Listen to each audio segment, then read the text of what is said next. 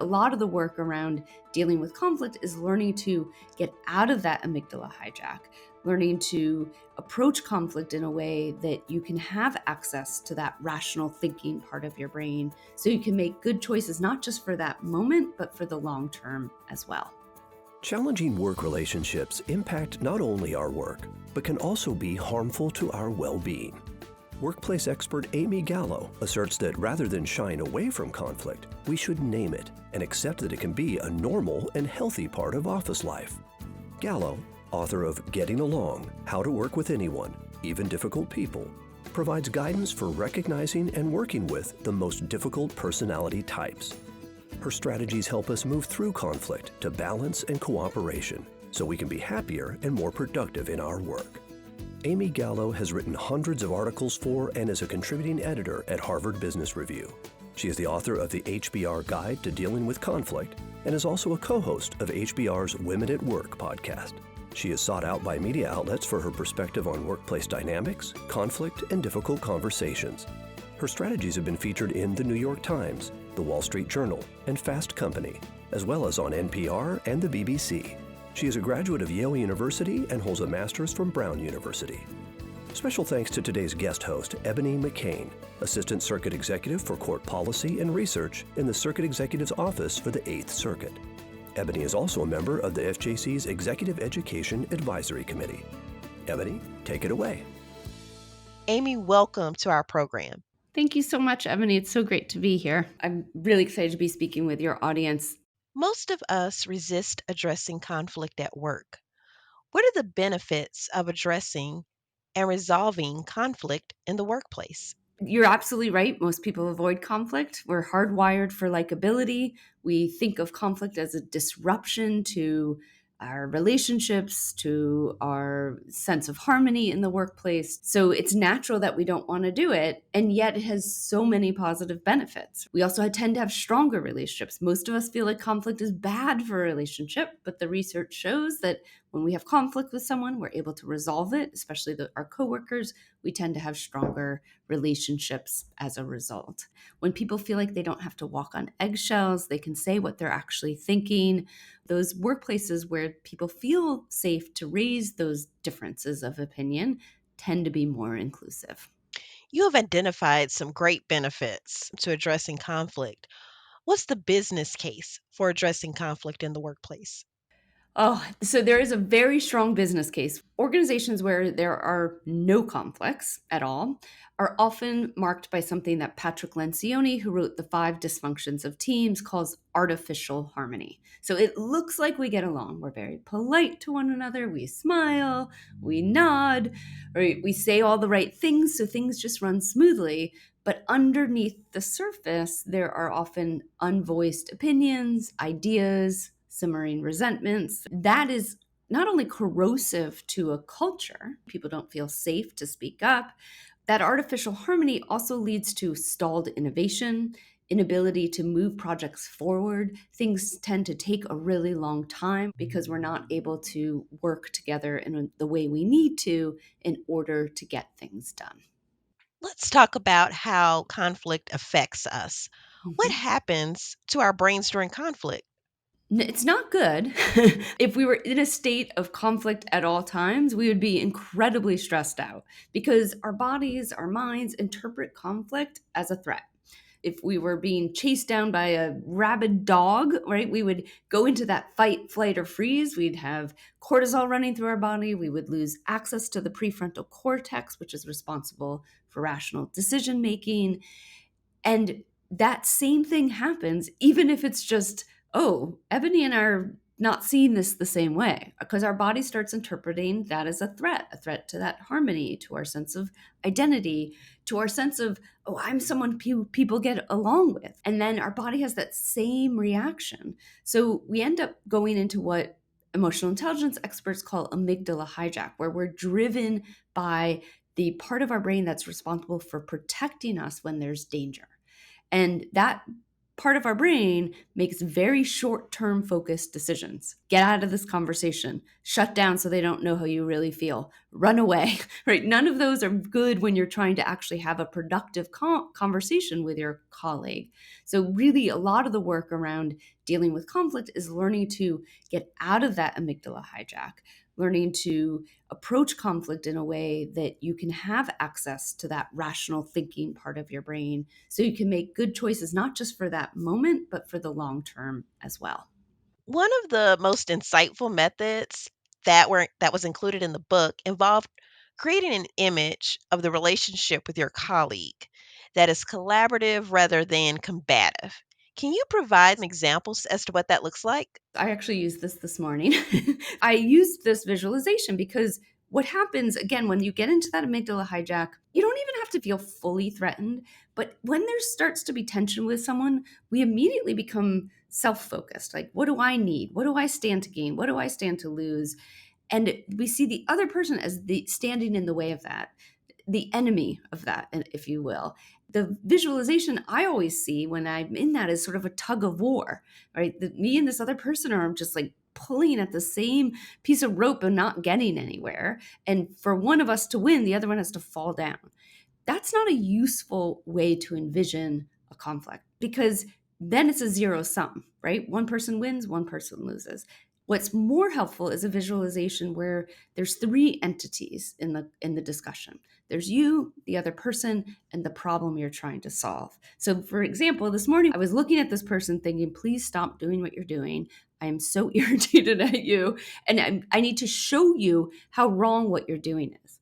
And then I thought, okay, wait, that's not actually helpful. Let's picture me and this person on the same side of the table, almost solving a puzzle together. And the puzzle is this problem that needs to be resolved. It's partly how they're acting, but it's also how I'm acting. Trying to picture yourself on the same side of the table. You're actually partners in trying to solve this together. Thank you for that visualization. In your book, you identify 8 main archetypes of difficult individuals in the workplace. Why is it important to recognize these archetypes at work? I wanted to create these archetypes as a diagnostic tool for people to figure out what are the patterns of behavior that are problematic in their relationship with this other person or in their interactions with this other person.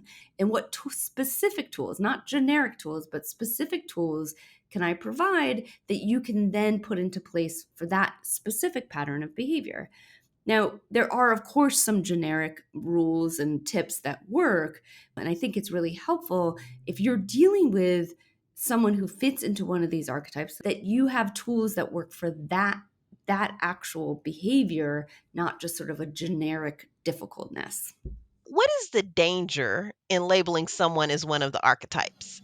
I'm glad you asked that because that's the part I feel a little uncomfortable with, which is that the worst case scenario for me is that someone gets a hold of my book or gets a hold of these archetypes and is like, "Oh, this is so helpful. I've diagnosed everyone that I've ever worked with. I don't want them to be. I've put this person in a category and I never have to allow them out of that box."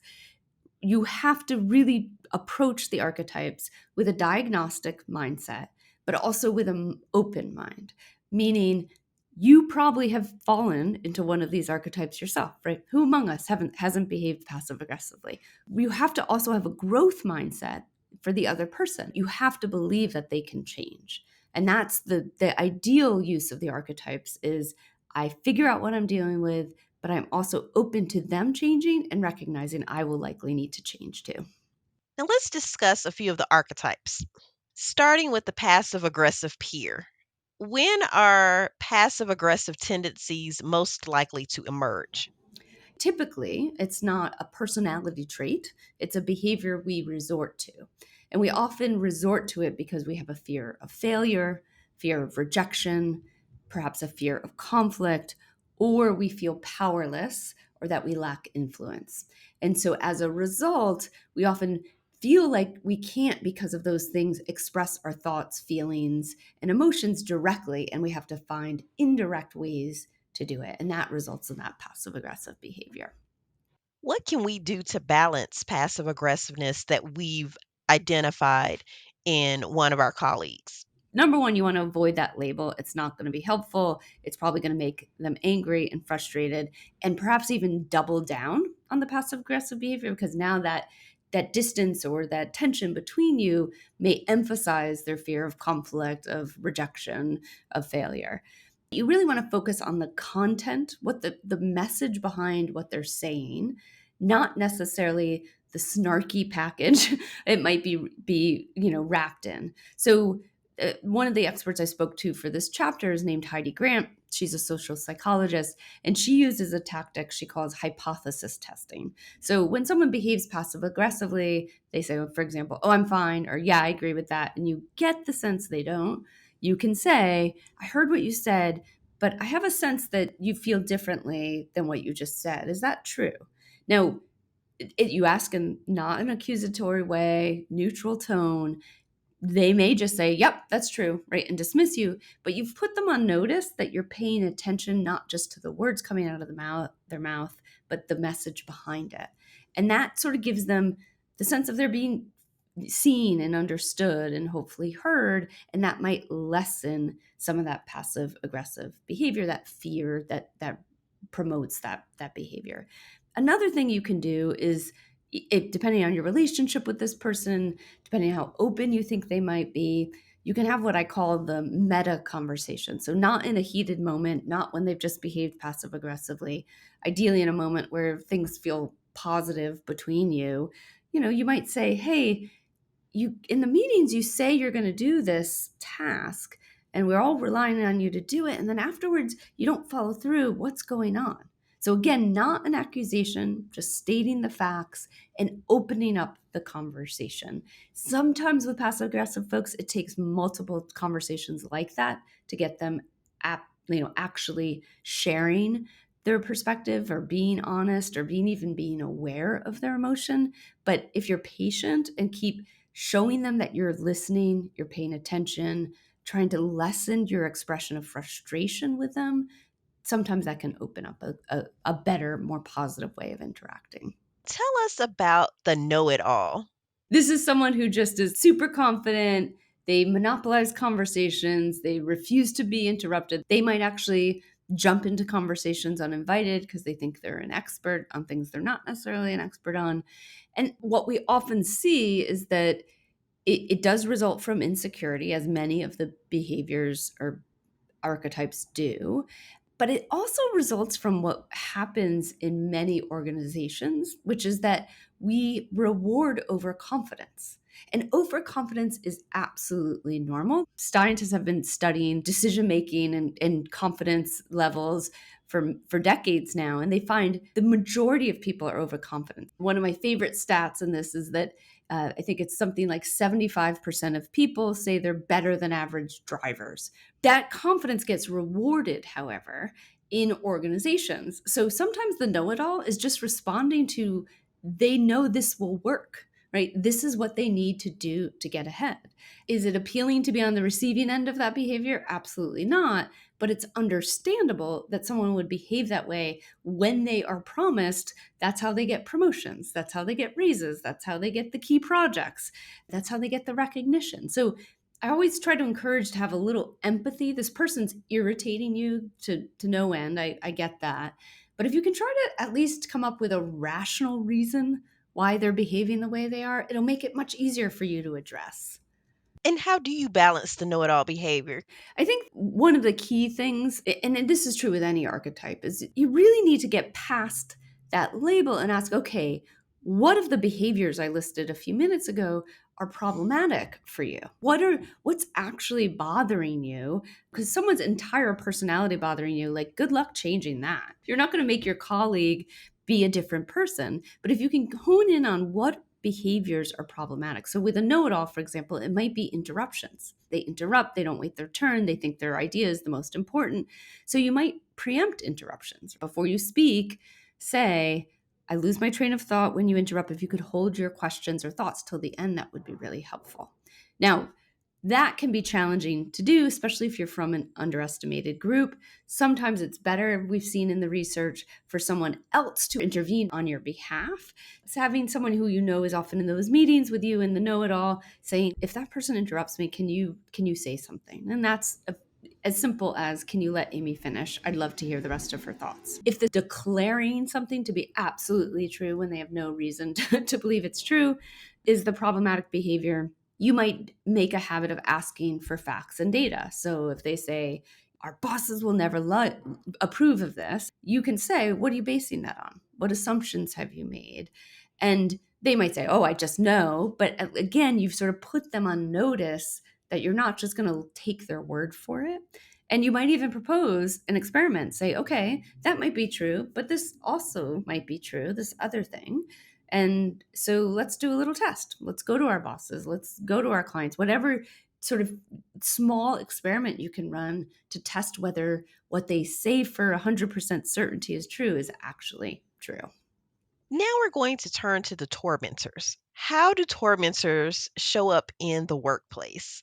Yeah, so tormentor is the only archetype that I think is sometimes not as self-evident. It's someone you expect to be a mentor, someone who's more senior than you, maybe came up in the organization before you, and you expect them to look out for you, to help you grow, develop you, maybe even sponsor you, but they seem to do the opposite.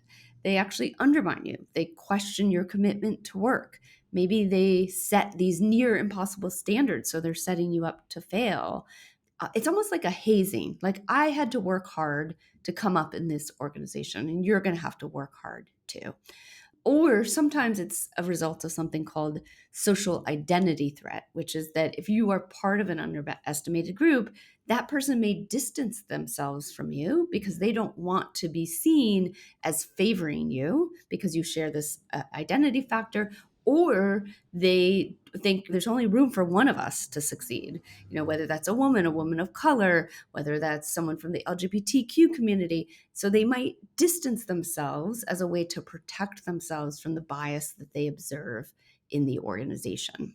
And so, how do we address that type of behavior in the workplace? You have to work with them. It may be your mentor, it may be your boss. Of all the archetypes and all the interviews I did for the book, those who were working with a tormentor were the most likely to leave their jobs. And that's because this can be an incredibly difficult behavior or pattern of behavior or archetype to address. And there's a couple things you can do. Number one is to encourage their empathy. So assuming that behavior is not a result of that social identity threat, if you can encourage them to see themselves in you because of affinity bias, our desire to work with people who look, sound, act like us, if you can identify the things you have in common, they're more likely to treat you better. So you might say, for example, I imagine it was really tough being the first woman in this field. What do you have to teach me about that? So trying to turn it, remind them that they have some mentoring to give you.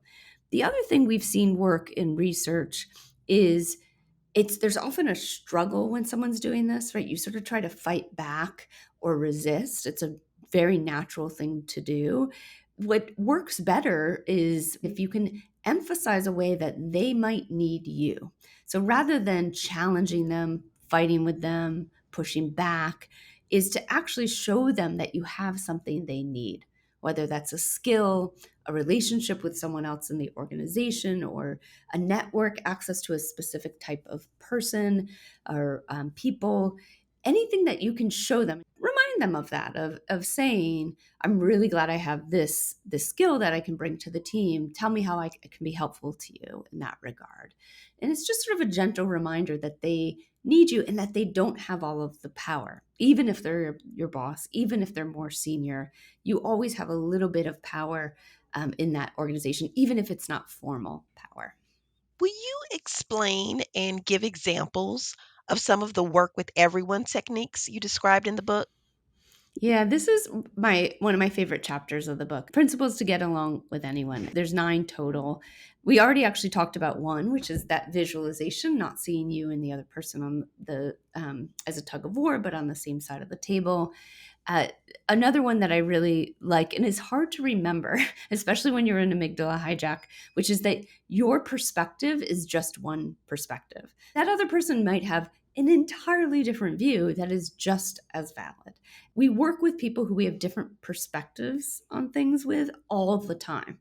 And so don't try to convince this person who's pushing your buttons that they are seeing things the wrong way. You're just going to get deeper into that conflict. It's going to create more distance between you. I don't love that agree to disagree because I think it's often used as a way to not deal with conflicts. But if it's truly we're dealing with conflict, we're moving forward, it's okay to say we don't see the world the same way. The second one I'll highlight is too often people give up. They try one thing and they're like, oh, there's no way I can work with this person. I've tried this. And instead, you really need to adopt a scientist mindset to really think of this as an experiment. So let me try one tactic for a week. Did it work? Yes, no. Did it work in certain environments, but not in others? Okay, what do I do with that? And then try another tactic and then try another. It's really a privilege in a way to be able to do this work because not only are you ideally nudging that relationship into more productive territory, but you're learning so much about yourself. And even if it doesn't work with this passive aggressive person, I will guarantee you in your next job, in your next case, in your next career, you are going to deal with another passive aggressive person. And now you have some experience with what that's like, and you're less likely to feel the stress and despair at the same level you have at this one because we gain that confidence, we gain those tips and the ability to just navigate the situation a little bit more confidently. How can we recognize when conflict is developing in our work relationships and even more substantially in our organizational culture? Hmm. Well, if you have a healthy organizational culture and you have healthy relationships, there conflict is going to be part of it.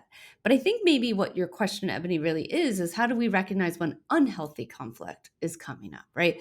So I distinguish between healthy and unhealthy, and healthy is that the conversation is moving us toward our goals. It's helping us surface ideas and opinions. Perhaps it's creating a stronger relationship between us. Are we pushing things forward or are we really just sort of creating more distance? We often have a gut sense of how healthy or unhealthy something is. It's often if it turns personal, if people are being dismissive, demeaning to one another. Um, Actually, silence is often a good sign that there's a lot of conflict because people are afraid to bring it up. So you want to keep an eye on some of that behavior. Now, on an organizational level, again, there's going to be conflict. It's just going to happen, but you're going to look for some of those same signs. Is there a lot of silence in meetings? Are you personally hesitating to speak up? Do you sense that other people are also hesitating to speak up? Do you feel personally attacked? Do you find yourself saying things you wish you could take back later? A lot of that is the sign that you're getting into that unhealthy territory. What can we do to prevent or minimize the unhealthy conflict in the workplace? So, number one, accepting and really saying out loud that conflict is normal. It's going to happen. Because the more you normalize it, the more it's going to feel less charged, the more it's people are going to engage in it in a more productive way. And you have to say this over and over and over. You have to recognize we are taking an interpersonal risk every time we push back on someone, we challenge someone, we raise a disagreement. To help people take that risk, you have to lay out the red carpet, which means conflict is normal. This is okay. I was in a meeting the other day where the most junior person in the room, maybe the second most junior, things got a little tense. And she said, which I thought was amazing, just in this neutral tone, she said, "This is a really tough conversation. I'm really glad we're having it." So she named it, she labeled it, and normalized it. And it took the tension down a little bit. So we were able to sort of all regroup and say, okay, yep, like let's get back into this. So I think that's the first thing, is to really normalize it. The other thing that can be really helpful is that when there are conflicts that maybe veered into some of that unhealthy territory and then came back to healthy, is to debrief. Maybe a week later, come back to it and say, that meeting was really tough. Do you want to talk about why it was tough and what we learned from it? right? Just sort of debriefing those moments, again, both normalizes it, but helps build everyone's skill about what do we want to do differently next time. In the book, you address what to do when your efforts to get along with your coworkers are unsuccessful. I so wish I could write a book that I would guarantee would make things better.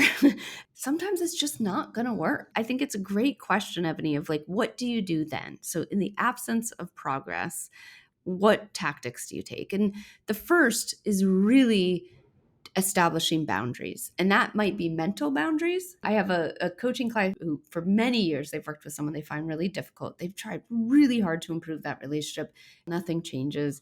And so for her, what I've told her is you get 5 minutes a day. Set a timer where you get to think everything you want to think about this person, how frustrated you are, how annoying they are. But when that 5 minutes is up, you think about something else.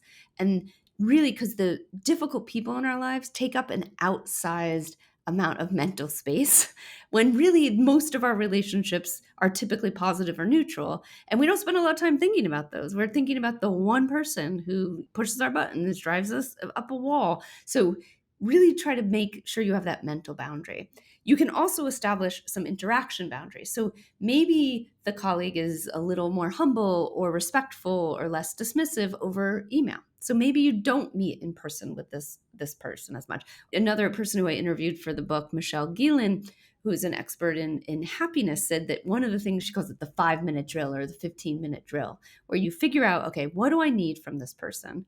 What's the minimum amount of time I need to spend with them to get it? And what do I want to do before and after to minimize the stress? And she says she looks at pictures of her kids, then she goes, talks to this pessimistic colleague, asks for the information, gets the information, gets super stressed out because they dump on her all of this stuff. And then she comes back to her desk and looks at pictures of her kid again. So think about setting boundaries in that way can be really, really helpful. How do we know when to throw in the towel? Mm. And what do we do next after that? It's really helpful to document. And I don't need to convince your audience the importance of documentation, but Right. but just keeping track of what happened, what date it happened, who was there, what you did as a in reaction, having that documentation can be really, really helpful. So if nothing else works, of course, people always ask me, should I leave my job? And I'm of two minds on it. Quitting, I think, is both an overrated and underrated option. I never spoke to anyone who quit their job because of a difficult environment or difficult colleagues who said, I wish I waited it out longer. On the other hand, there are difficult people everywhere. That's an individual question. And for some people, they can't quit. There is no other opportunities for them for whatever reason. I really leave that up to folks to figure out. But I think the most important thing is to protect your mental health no matter what decision you've made. So those boundaries are important. And then doing things that take care of yourself. When people do surveys about difficult people, what they find is like anywhere between 89 to 98% of people say they work with at least one person they find challenging. But if you ask that same group of people, are most of their relationships positive? Usually between 90 and 95% of people say yes. I want people to spend their energy focusing on those relationships, investing in those, and not letting this one person or one relationship or one team dynamic take up too much mental space for them.